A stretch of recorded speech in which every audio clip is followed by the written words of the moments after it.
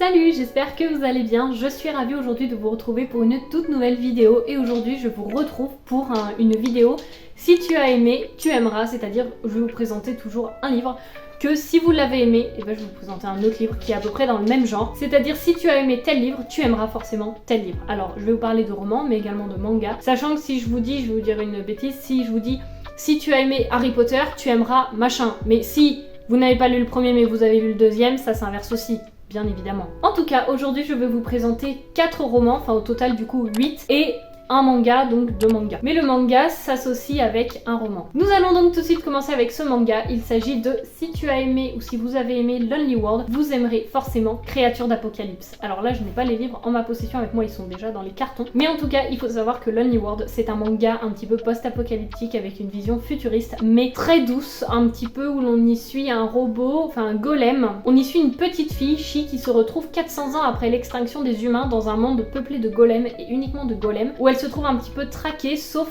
un golem qui va la prendre sous son aile. Et donc on y suit un petit peu toute cette avancée finalement de l'humain qui n'est plus vraiment humain, des machines qui remplacent petit à petit les humains et même l'esprit humain. Et finalement, est-ce que une machine et un robot ou un golem peut ressentir les mêmes choses qu'un humain ou peut en venir à remplacer un humain? Et pourquoi je l'ai placé avec Créatures d'Apocalypse? Tout simplement parce que là on y suit des créatures qui sont faites de chair et de métal, avec des créatures qui ont toujours un petit peu été domestiquées par l'homme jusqu'au jour où il y en a un petit peu marre parce que ça peut se révéler être des monstres, des animaux finalement, si ils arrêtent d'être domestiqués par l'homme et si ils décident qu'ils n'ont plus envie d'être domestiqués, qu'ils n'ont plus envie d'écouter, ils peuvent devenir de sacrés monstres. Et alors là aussi on est dans une situation un petit peu post-apocalyptique, futuriste, où les animaux deviennent un petit peu des machines, où on a un petit peu entre l'utile et l'amour, qu'est-ce qui est vraiment le plus important au quotidien, enfin avec un petit peu voir comment tout ça c'est utilisé. Et pour Lonely World, on est sur un manga qui se compose de 4 tomes il me semble, et Créatures d'Apocalypse, on est sur un recueil de plusieurs nouvelles. Il faut savoir que Créatures d'Apocalypse a vraiment fait partie de mes coups de cœur. Ensuite nous continuons avec le deuxième roman que j'ai à vous présenter, c'est si vous avez aimé Puzzle, vous allez forcément aimer Les âmes liées. Alors je dis forcément mais pas tout à fait, sachant que Puzzle c'est un roman très thriller, très tension, où on sait pas trop ce qui se passe, on se doute un petit peu et en fait il y a des retournements de situation à la fin où on se dit mais quoi, mais comment ça se fait? C'était quand même assez exceptionnel si vous connaissez un petit peu l'auteur. Vous voyez un petit peu le genre, enfin vraiment moi j'avais adoré. Et Les âmes liées, je l'ai lu il y a beaucoup plus longtemps. On est tout simplement sur une histoire où notre personnage et nos personnages voient la vie en noir et blanc, et pour voir la vie en couleur, il faut tout simplement avoir rencontré son âme sœur. Jusqu'au jour où Maple rencontre son âme sœur, enfin elle se met à voir la vie en couleur, donc elle se dit mon âme sœur n'est pas loin. Sauf qu'elle se retrouve à avoir son paraphe, enfin son nom signé en bas d'un acte de vente d'un château qui est réputé pour être hanté alors qu'elle n'en a absolument aucun souvenir. Ça se révèle être un château assez hanté, assez sombre, enfin vraiment dans la tension aussi, où il se passe des choses très glauques, et en fait à la fin il y a un énorme retournement de situation, mais vraiment énorme. Et je ne pourrais que mettre ces deux romans en parallèle, non pas parce que ils se rejoignent sur l'histoire, pas du tout, mais parce que voilà, il se passe pas du tout les mêmes choses, mais dans le sens où on a quand même tout ce côté en tension où en fait on a un retournement de situation qu'on ne peut pas imaginer. Donc si vous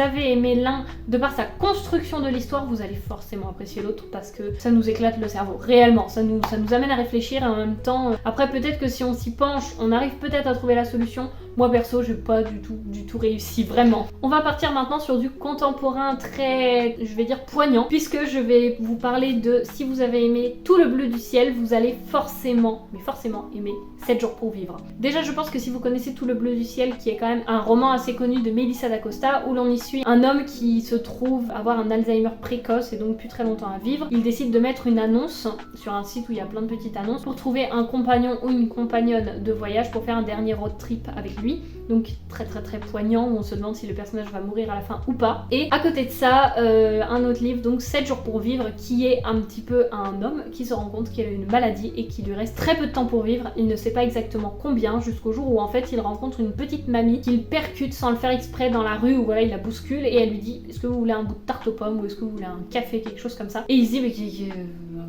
oui, mais t'es qui en fait? Et du coup là démarre toute une aventure. En fait c'est ce personnage là qu'il rencontre qui va faire que tout s'accélère et en même temps tout se ralentit pour vraiment vivre finalement, et donc je ne peux que mettre ces deux romans en parallèle parce que ils sont poignants, ils sont vivants, et au travers de ces romans qui abordent perpétuellement la mort, où en fait on attend un petit peu ce qui va se passer avec nos personnages, où on a peur pour eux et on s'attache avec eux, on se dit mais c'est pas possible, ils peuvent pas partir. Moi je dis que pour cette histoire, on aborde la mort, mais on aborde surtout et avant tout la vie et le fait de vivre et de s'émerveiller de chaque chose et d'être reconnaissant de pouvoir se lever chaque matin, de se coucher chaque soir, et rien que pour ça, moi j'ai adoré en fait ces deux romans, c'était absolument exceptionnel, et donc je peux que mettre l'un en parallèle avec l'autre, et en fait pour moi ces deux-là vont vraiment ensemble parce qu'ils m'ont vraiment fait penser l'un à l'autre. On passe, c'est assez rapide mais en même temps je veux pas trop vous en dire, et je veux un peu vous teaser mais pas trop pour chaque livre, donc on passe déjà au 4e. Ici c'est Si vous avez aimé La Sphère d'Alexiane de Lys. Pour le coup là je l'ai en ma possession, enfin c'est surtout que les autres aussi, mais les autres sont rangés dans les cartons alors que là non. Si vous avez aimé La Sphère d'Alexiane de Lys, vous aimerez forcément La Couleur des Nébuleuses, qui est un roman de science-fiction. Ici on est sur un one-shot, alors que sur La Couleur des Nébuleuses pour le moment moi je n'ai lu que le tome 1, enfin je l'ai écouté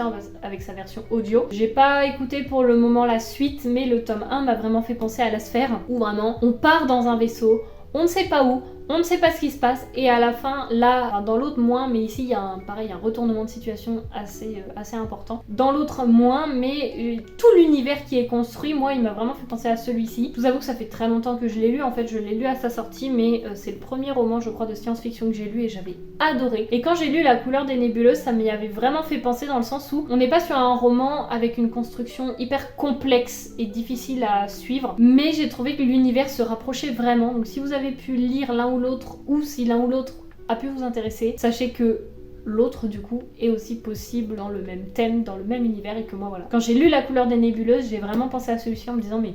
mais c'est on dirait la même construction un petit peu de l'univers, même si, attention, si vous avez lu un, ne vous dites pas ah bah je vais pas lire l'autre parce que c'est la même chose. Pas du tout, c'est juste que moi ça m'y a fait penser, mais il y a plusieurs années de différence entre mes deux lectures. Pour La Couleur des Nébuleuses, pour vous faire un petit résumé, je ne saurais plus exactement comment vous le faire, mais en fait on y suit un personnage qui se trouve être une intouchable. Donc c'est-à-dire qu'à la fête de ses 21 ans, elle va avoir le titre officiellement d'intouchable, donc un petit peu veiller sur les archives, les bibliothèques, les livres et tout, et qu'elle consacre sa vie à ça, d'où son nom intouchable. En fait elle se retrouve à être enlevée par un groupe, je crois, de personnes qui se trouvent être un équipage assez hétéroclite. Enfin, je vous explique pas tout évidemment, mais on se rend compte qu'en fait elle a une place quand même très importante. Et dans la sphère, on est sur une jeune femme qui s'appelle Noria, qui vit une vie de rêve. Elle est l'égérie d'une marque de lingerie la plus prestigieuse du monde. Elle habite un magnifique appartement dans le Nouveau Paris et enchaîne les soirées mondaines les plus sélectes. Et un jour, elle se laisse entraîner par sa meilleure amie dans une simulation proposée par la sphère. Elle est bien loin de se douter que sa vie parfaite est sur le point d'être bouleversée à jamais. La sphère, c'est donc des simulations qui permettent de découvrir des nouveaux horizons, des nouvelles terres, etc. Et surtout, en fait, on est dans un futur qui est écrit dans un futur pas si lointain. Un terrible virus a frappé la Terre et a fait disparaître tous les hommes de sa surface, épargnant mystérieusement les femmes. Donc, on est vraiment sur un roman avec un très gros retournement de situation où moi j'ai adoré, je m'y attendais pas franchement à ce qui allait se passer, mais j'ai passé un très bon moment. Il y en a plein qui n'ont pas trop aimé, je sais qu'il y avait des retours assez mitigés en disant que pour un science-fiction c'était pas voilà, mais moi c'était surtout pour retrouver la plume d'Alexiane de Lys, pour passer un bon moment, et c'est tout ce que j'ai retrouvé dedans, donc je m'en plains pas, j'ai vraiment passé un excellent moment. Franchement je peux que vous le recommander, et si vous avez lu lui, n'hésitez pas à aller voir La Couleur des Nébuleuses et inversement. Et nous allons déjà terminer avec le dernier livre, et pour le coup il y a un livre que j'ai lu il y a pas si longtemps que ça qui rentre dedans. Il s'agit de Si vous avez aimé Les gens délatés de Travis Baldree, vous allez forcément aimer Du thé pour les fantômes. Tout simplement parce que l'univers est tellement cosy, est tellement cocon, est tellement apaisant. Moi j'ai adoré. Dans Les gens délatés, on y suit une orque, Vi, je crois elle s'appelle, qui en a marre un petit peu de sa vie de guerre, de sa vie de conquête. Je sais pas si on peut dire des conquêtes pour une orque. De sa vie de mission. Enfin, elle en a marre tout simplement de se battre, d'aller à la guerre, de se battre contre les autres et de faire gicler du sang. Elle a tout simplement envie d'acheter un petit lieu, le retaper et en faire son petit café avec des cappuccinos, des roulés à la cannelle et tout ce que vous voulez. On est vraiment sur une ambiance très cozy fantasy, puisque c'est un petit peu la mode maintenant et que le genre est sorti, la cozy fantasy. Et je sais que moi j'avais adoré me retrouver dans cet univers, vraiment ça avait été tellement agréable. Et à côté de ça, si vous avez lu et apprécié Les gens délatés ou qu'il vous fait envie, je vous recommande à 100% Du thé pour les fantômes, qui peut être un petit peu plus à demi-teinte parce qu'il y en a beaucoup qui l'ont trouvé trop loufoque. Alors moi je dirais qu'il y a des gens où voilà, on va se dire si t'es trop terre à terre, oui c'est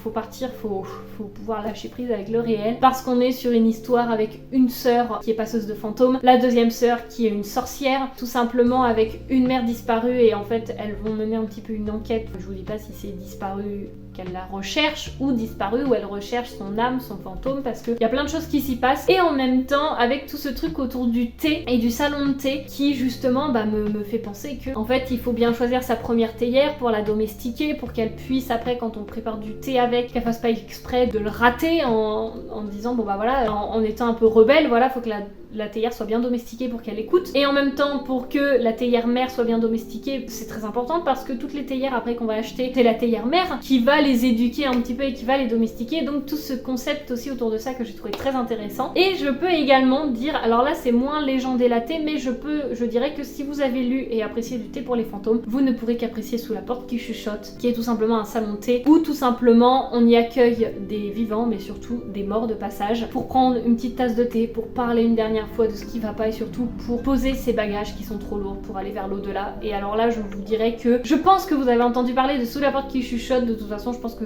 je vous en reparlerai, mais on va dire que si vous avez lu et aimé du thé pour les fantômes, vous pourrez d'un côté aimer Sous la porte qui chuchote et de l'autre Légende et la thé. Et inversement, si vous avez lu Sous la porte qui chuchote, vous aimerez du thé pour les fantômes, etc. Sachant que du thé pour les fantômes aborde moins le côté vraiment deuil que Sous la porte qui chuchote aborde. Là on est plus sur du cozy fantasy, loufoque, herboriste, sorcière, tout ça, et en même temps un lien fraternel. Et que bah avec Légende et la thé on est sur une échoppe, un café, des roulés à la cannelle, des pâtisseries et tout, enfin voilà. Vraiment parfait en la saison pour moi de l'automne à la fin d'hiver, c'est vraiment une saison où ce sont des livres à lire sous un plaid avec un chocolat chaud, un thé ou un café, ce que vous voulez, mais vraiment ce sont des livres à lire au chaud et dans une ambiance très cocon. Donc voilà, j'ai l'impression que cette vidéo était assez courte, mais écoutez, c'est pas grave, de temps en temps, comparé aux vlogs qui font 30 à 40 minutes, au moins ça fait des vidéos un petit peu plus courtes à regarder de temps en temps. En tout cas, ça faisait très longtemps que je vous avais pas fait ce concept et j'espère que ça vous aura plu parce que moi j'aime bien faire des liens aussi entre les livres parce que voilà, je me dis ça j'ai aimé ça dans tel livre et donc c'est aussi ça que j'arrive à retrouver dans tel livre et c'est aussi pour ça un petit peu que j'arrive à voir quelle lecture me plaise en fait, qu'est-ce que j'aime retrouver dans mes lectures et donc qu'est-ce qui peut faire qu'un livre va me happer et pas un autre, alors que finalement il y a peut-être pas beaucoup de différence, mais de la façon dont on en parle ça peut être très différent et perçu très différemment parce que voilà, si je vous dis Légende et la thé, il y en a ça va peut-être pas du tout être ce côté là en fait qui les a happés, ce côté, après oui, même si c'est très prédominant le côté du café, ça va peut-être être le fait qu'on a une petite quête avec une orque mais très douce, le fait qu'elle rencontre des petits personnages, que ce soit un petit peu fantasy mais voilà, très doudou finalement. Donc je pense que voilà, ça dépend aussi de ce que chacun recherche dans ses lectures. En tout cas, j'espère que cette vidéo vous aura plu parce que moi